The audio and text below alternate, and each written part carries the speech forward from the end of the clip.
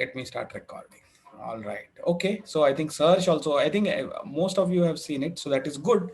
So I think, see, as you would have realized in the games, most of the deciding factors in the games are tactics. You win something within a 1 or 2 moves, you win something or you lose something, right? And due to various kinds of tactics, and which is true. It is true at your level, it is true at my level, it is true even at a grandmaster level. The tactics are so important that obviously strategy and everything is important, but finally most of the times, most of the game, even at a grandmaster level, probably more than 50% of the games get decided based on tactics. So it is very important that we have a very good grounding understanding of the tactics. Okay, so at level 2 here, what we are going to study is six basic kind of tactics. Okay, and which is what you must have seen it already in the handout and in the what do you call, in the video lecture also. See, and as, when I mentioned that at grandmaster level more than 50%, if you go slightly lower level, international master or even at an international expert level, then even more percent, 80-90% games get decided based on tactics. Okay, at anything below 2200 elo, I think almost 100% games get decided only on tactics. Okay, so that is the importance of tactics. Okay, so we should know. So it is important to sense the tactics also, and then have a eyesight, which is trained eyesight. So that is why actually those solving those problems on the learn.chessking.com, which I insist, right? It is there because hundreds of problems, maybe 500, maybe 1,000. If you have seen it, those patterns, then your eye is able to, or brain is able to automatically sense that something must be there here, and then you are able to think it and then get it. That is how it gets developed. It gets developed with more and more practice, but not just random practice, but also thematic practice, so that we should know. So to learn it, you need to discover what are the different types, then look at each type one, and then let us say do 50 problems or 100 problems of that type. Then you get a good understanding of what that type involves, and within each type again there are simple tactics, at a simple level, medium level, complex level, very complex level, etc. That keeps on going. Okay, so this is our start of the journey, and this is an eternal journey, I will say. What you are starting now today for learning tactics, probably till, even if you become a grandmaster, you will be studying this. Okay, and obviously at a much different level. Grandmaster means you might be at a level 13 or something, or 12. This is level 2, but there is a lot to study, but again, tactics are there. Okay, fine. So let us start the thing. I think you have looked at the basic types of tactics. For example, this position here, you have looked at it here. You must have seen there is a double attack here, right? White to play here, queen goes to h5 from d1 all the way diagonally to h5, and it checks the king. At the same time, it is horizontally attacking the bishop on c5. Okay, and there is no way that the check as well as the bishop can be defended at the same time. So white results in winning the bishop. Okay, whatever black does now after that to protect the check, then the bishop on c5 falls, right? So this is, you can say that this is double attack, or rather this is also called as fork. There is a specific meaning of fork. Double attack means it may be due to two different pieces of your side, but here the same piece, queen, your queen is attacking two things, so it is called as a fork. Okay, and there is a check involved many times. There is, and that's why I insist that if you had seen the handout on the and the lecture on blunders, right, you would have seen that every time you are supposed to see if the opponent has got any check. And because checks are such deadly things, that not necessary that, I mean, you have to give a check every time you get an opportunity, but you have to see whether because of check you get some other opportunity, and that is the more important part rather than the check itself, right? So here in this position, a check is a way of not checkmating the king, but a way of winning some other material due to the check, right? So this is the position that you saw. I hope you have seen this position. And yeah, this again is a, this position is called as removing the defender. Okay, black to play here. black to play. And there is a beautiful tactic. Black wins because black queen takes the knight, so it looks like a sacrifice of the queen for the knight. But queen takes f3, but then after pawn takes f3, knight comes to e2 check, and there is a knight fork. See, these knight forks are deadly, and I know some of you are already employing it. I know you can land your knight on c7 or c2 and fork the king and the rook, right? So similarly, there are other ways when you have castled, especially when you have castled and the rook is not on the e file, then this kind of a check comes into picture. So knight is jumping to e2 after the on the second move, checking the king at the same time, attacking the queen which is there on e4. So black initially pseudo sacrifices the queen, but immediately wins back the queen, and net is that he is up a knight. Okay, so again, winning a knight is like worth 3 points, and obviously it is like winning, equal to almost like winning a game, right? I mean, after that you should be able to exchange, right? So that was the other one. Then yeah, again, I hope you have seen this position also, very very interesting, and not immediately it doesn't become clear. But if you see, this is the position, and white to move wins instantly by rook takes e8, giving a check to the black king, attacking the rook on d8, so practically forcing the other rook to exchange the white rook, right? And after that, now the queen is become defenseless, right? So that is the whole point. See, white queen is facing black queen, and white queen has a support of a pawn, black queen has a support of a rook, but it is white to move, and with that, what it is like pulling the rug from under the feet. Okay, you can say that. I mean, that is the expression that you use in English, right? So it is just like that. Queen is there, but under its feet you remove the support of the rook with rook takes e8 check. No other option uh, other than taking the rook, and then the queen is lost. Even if king moves, then also this rook will again take back the rook on d8 and force the queen. So then even after exchange of queens, white would have been two rooks up, right? And that is very very easy win after that. So this is the power of the tactics.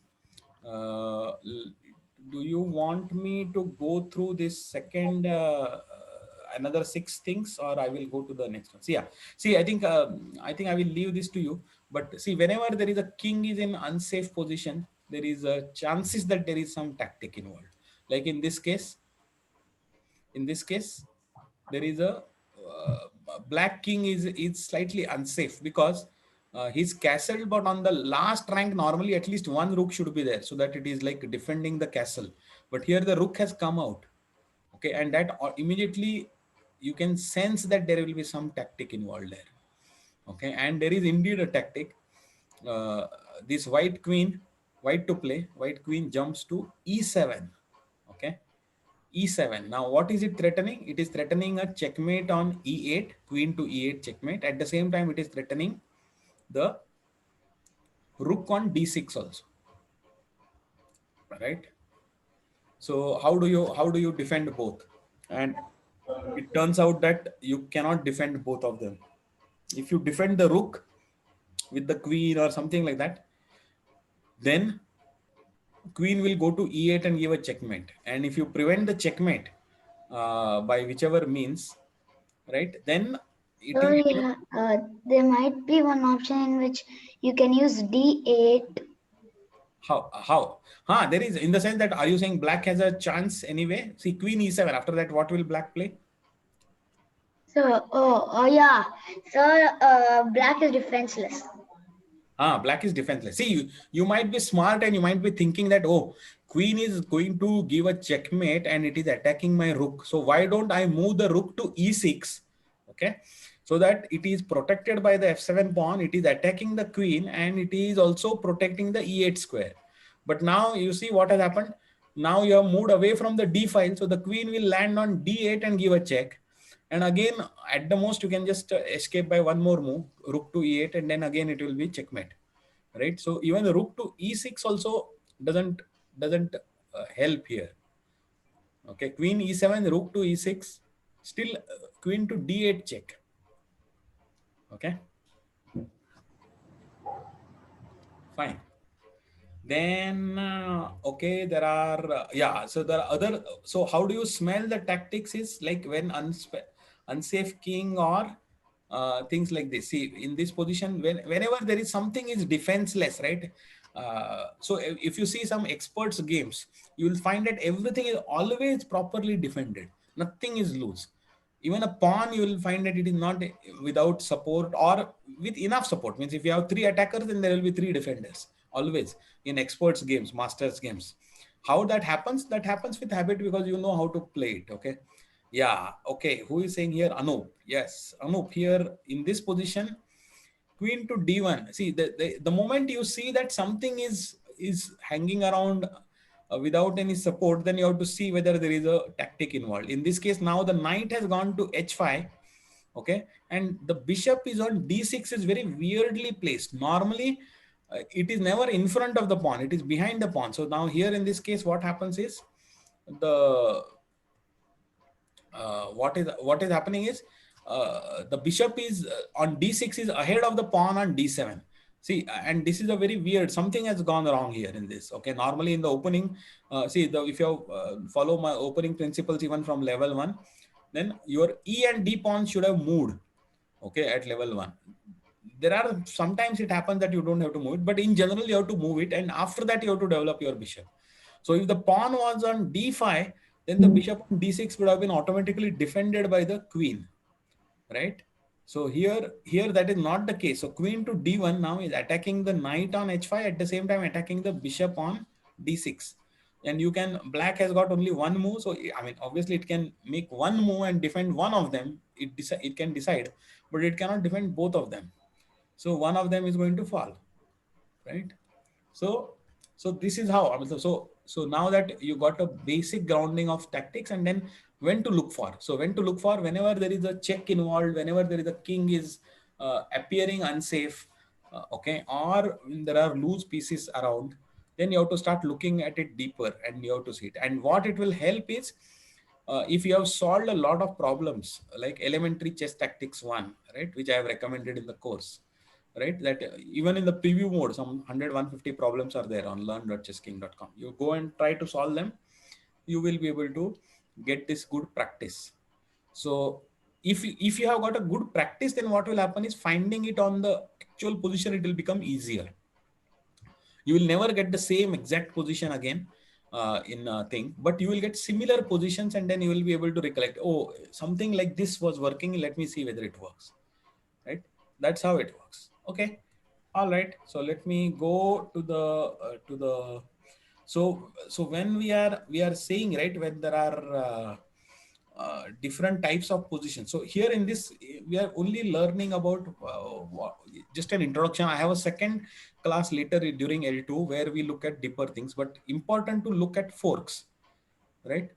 So here, uh, loose piece. Okay, first is loose pieces here. Loose pieces where obviously white to play will simply take the queen, right? That is called as picking up the loose pieces. Okay, then outnumbered pieces, right? Here in this position, if you see it, white, how many times white is attacking and how many times black is defending? Look at it. White is attacking thrice and black is attacking only twice. So which means that you will be able to win it if you continue the exchange. Someone who is having some noise, please go on mute. Otherwise, I'll have to mute everyone. I guess it is Rutvich. I think just now you joined. If there is noise at your place, please go on mute. Otherwise, I will have to mute everybody. Rutvich, please mute.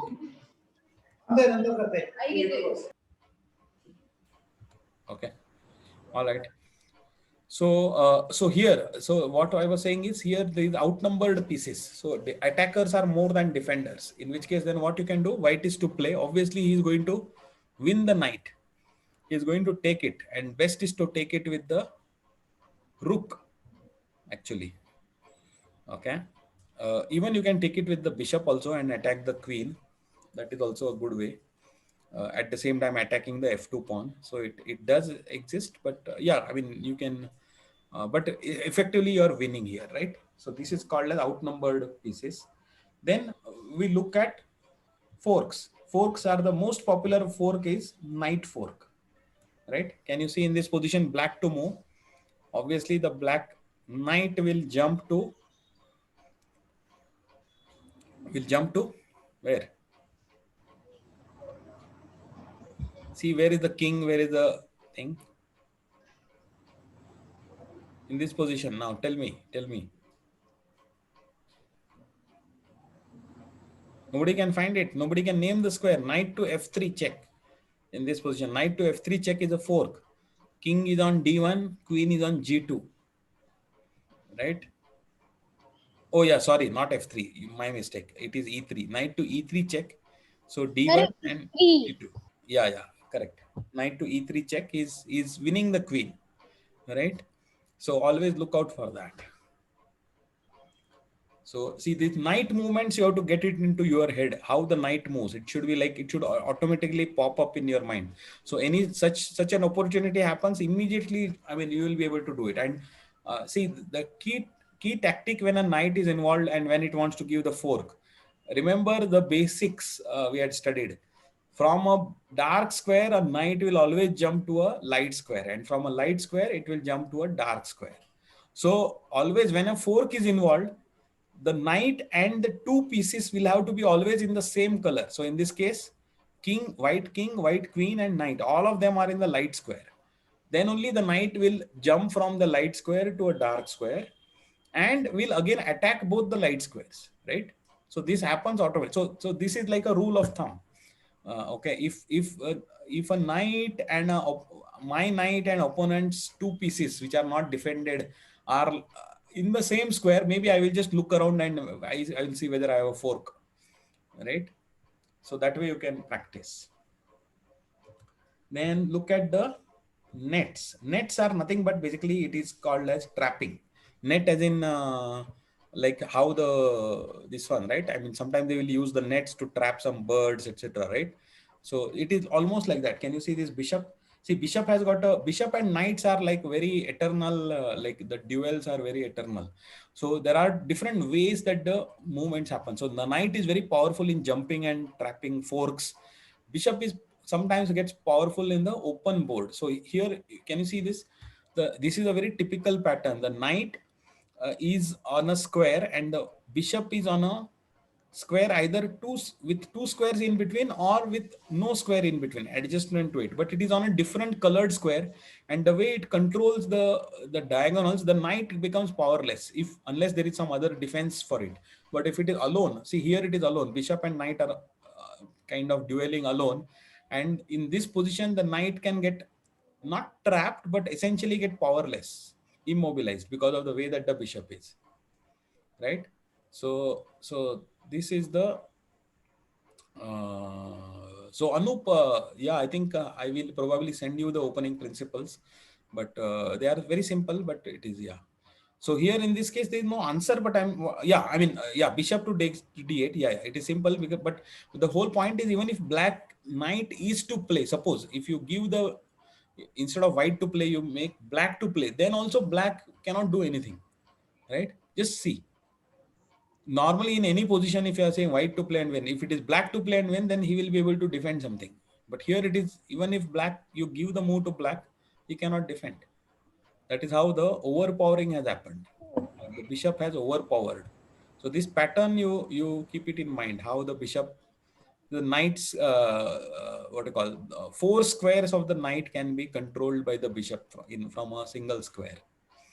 Okay, fine. Let us come down. Let's come down. Then again, yeah, things like this here. Again, this is a pin. We have studied pin at extensive level. Here it is black to play. Obviously, it should come to your mind immediately. Bishop to c6, pinning and winning the white queen, right? And after that, black should be able to win the game because black has got two pawns, right? Even after exchanging the bishop for the queen, where it is very easy. One pawn at least you should be able to queen and then checkmate. Okay. Then there is a reverse thing of pin which is called as a skewer. Okay, and what it means is normally what does the pin do? So actually I have shown it just next to each other so that it is very clear. Pin is immobilizing a piece and then trying to win that, right, of a higher valued piece. right? Normally a lower valued piece will pin a higher valued piece, so that even if an exchange occurs, it is a beneficial exchange, right? That's the whole idea. But in skewer, it is the other idea. Bishop to c6 now forces you to move the king, and the king will move, and after that the rook on g2 is defenseless, right? Yeah, exactly. I think Chaitanya or Rohan, or I think you're right. Bishop to c6 here is the move, but it is the pattern is called as a skewer. Okay, skewer, because if you know barbecue and if you are doing barbecue, you how do you take it, right? You take multiple vegetables and you put a skewer through it. So one, two, three, like that, multiple ones go through it, right? So the idea is that here the bishop is on c6. Why it is called as Eden, but you don't call it b6c. You always say bc6. Okay, bishop to c6. Okay, and B is always capital because it is the bishop move, not the square or the file B. It is the bishop B going to C6. So B should be capital. Okay, okay. But the idea is bishop to C6 is like skewering through the king. It is kind of going and hitting all the way up to the rook, right? Like a barbecue skewer. And then the king, even if it moves, sometimes the queen is there in front of it, but always the higher valued piece will try to protect itself and move away. But then the lower valued piece at the back will be defenseless, and then it will get killed. Okay, so The that's the king is pattern of skewer. pinned against the rook. Sorry, yeah, queen against the rook also. Queen will move away, but only thing is that queen can defend the rook some, right, on an open board. Here it is not.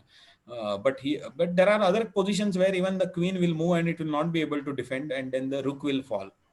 Okay, we'll see some more examples of it. So Yeah. the the king is pinned against the rook. No. You never say king will pin against the rook. See, pin is when you can't move because, and what cannot move, always a lower valued piece will not move because there is a higher valued piece back. But here the king not only can move, king must move. King cannot remain there when a check is there. So that's why the pattern, just understand the pattern. It is called as skewer.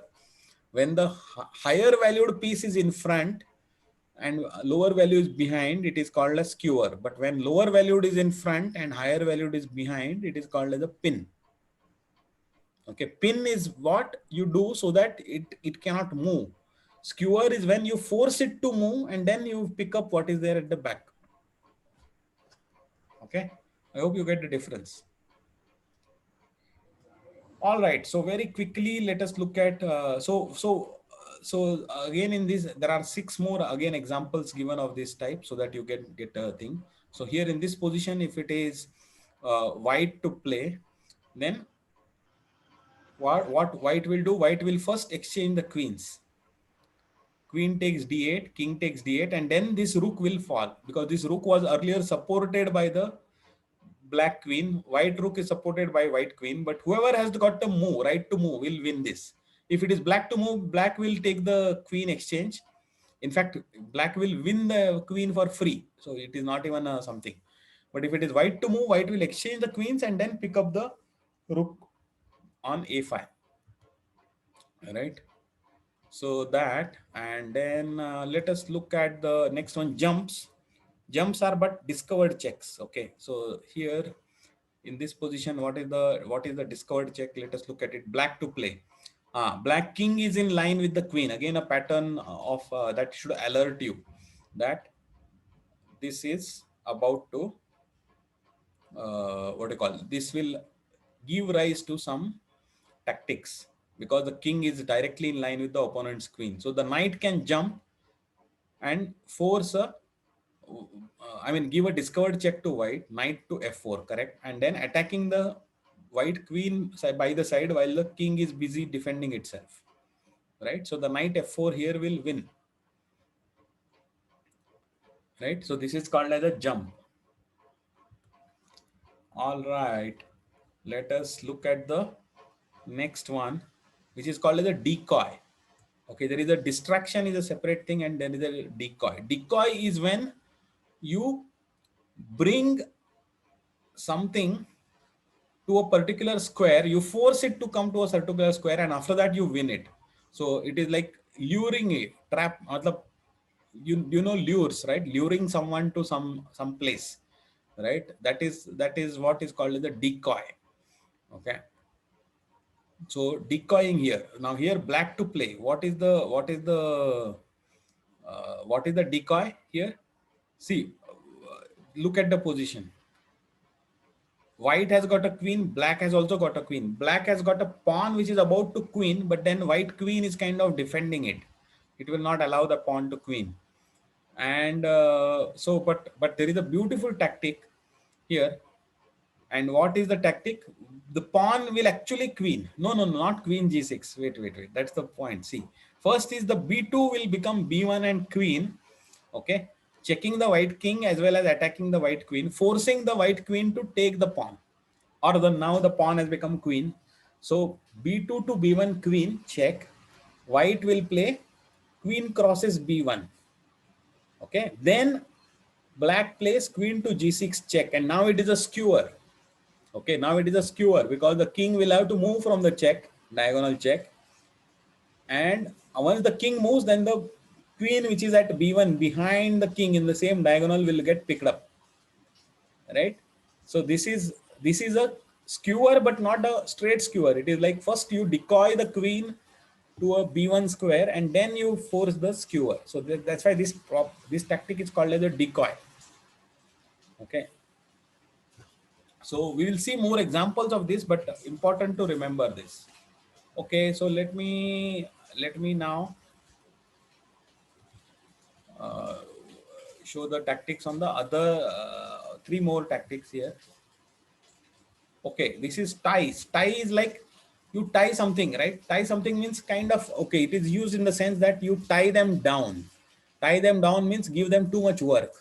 Okay, and so it is overloading. Overloading is a tactic you which you undertake so that uh, the opponent is basically defeated because of overloading. Okay, so in this case, can you see white queen is in front of the black rook. Okay, so it is kind of attacked by the black rook, and the black queen is on d8 square defending the back rank. Okay, white rook is on e1 on an open file, and it is white to move. So white, what is the great idea? What white will do is white will queen takes c1. Correct. Queen takes c1. Anup is right. So queen takes c1. It is like sham sacrifice. It is. It is not a real sacrifice. It is a sham sacrifice. C7, sir. Sorry. So sham sacrifice. Queen will have to take c7. No other option. Then the rook will come to e8 and give a checkmate. Right. So this is called as overloading because the queen. Why it is called as overloading?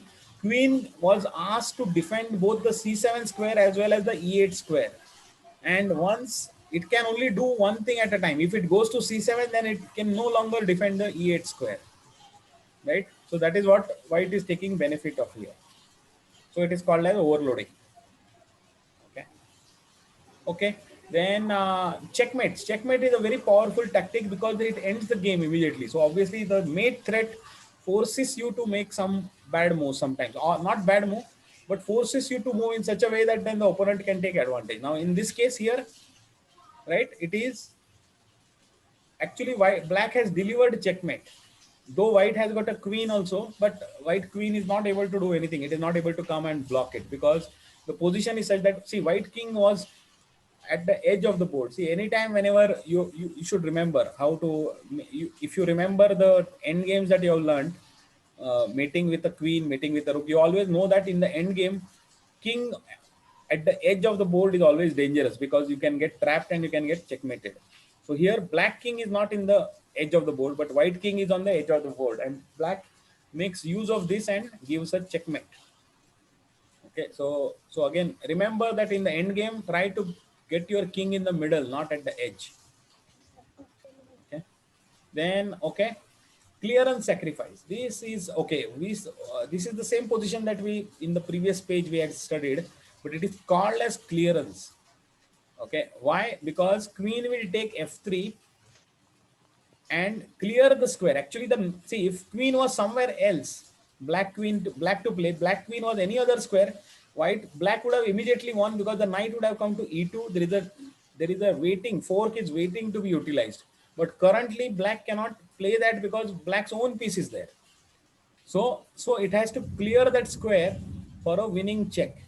So, and the best way, black employs the best way to do that by taking the white knight on f3 and then clearing the square for the knight e2 check. So this is called as clearance sacrifice. Okay. Okay. Finally, let us look at this one position here, and let us look at it. If it is white to move, what will be the sequence? You tell me now. It is white to move.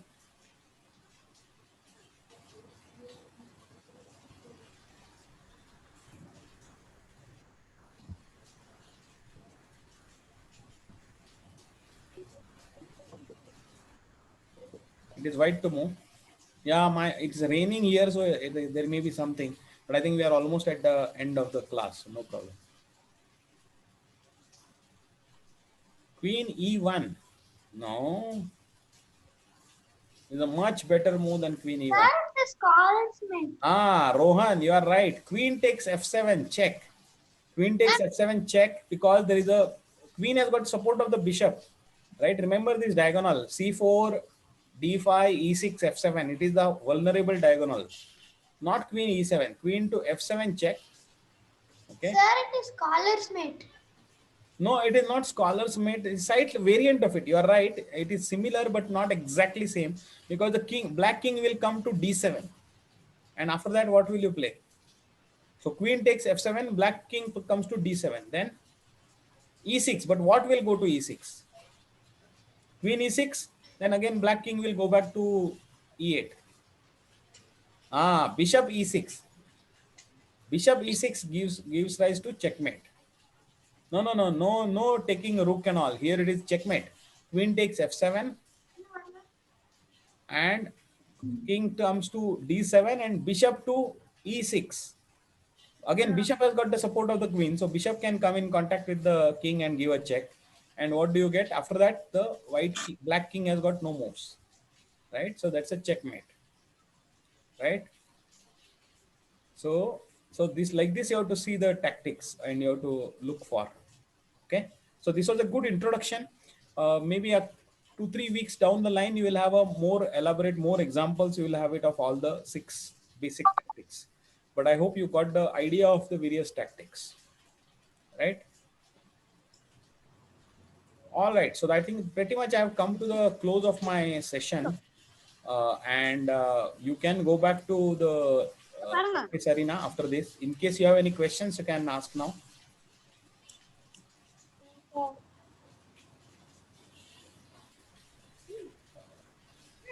Yeah, it is time to leave. If you don't have any questions, you can leave and join the practice arena on Lichess. Okay, so I guess there is no one has any questions, so I'm going to stop the